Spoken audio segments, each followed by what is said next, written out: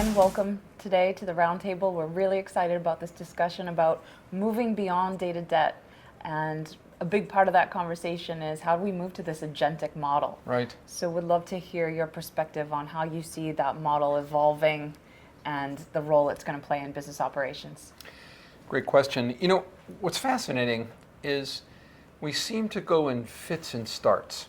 So there was the fit and start to do pilots with large language models. Mm-hmm. And then everybody realized, oh my God, I need to start moving things into production. And then they realized the models are too big, and then we went to small language models. And then agents came on. It's like, oh my God, I better do something with an agent. So what we generally see happening right now, and in banking, insurance, capital markets, that have complex processes, those are the best places for agentic AI. Mm-hmm. And so normally what we do, instead of showing up with our truckload of 3,211 agents, we usually help find a client process where they've actually implemented large language models to do like 7 or 8 process steps, and it's still human glue between the 7 or 8 process steps in large language models.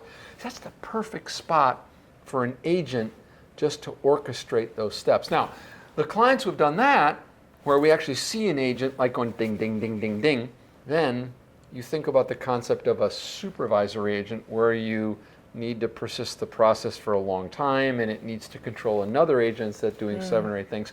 So we're taking it in baby steps.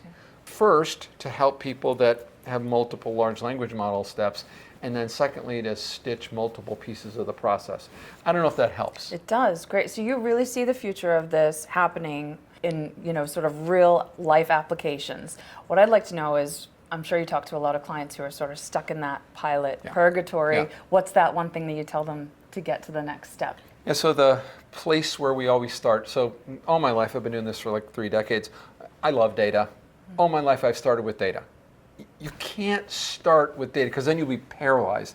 You need to start with the business case around transforming the process and then orchestrate all the agents and large language models that you'll need to do it, and then go back and figure out what the data is. Because data is never going to be perfect enough, never clean enough.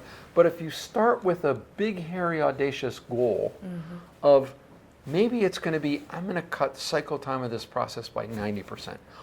What would have to be true for that to happen? And then you think about a whole different way to do things with agents, with large language models, with data, small language models, all those things.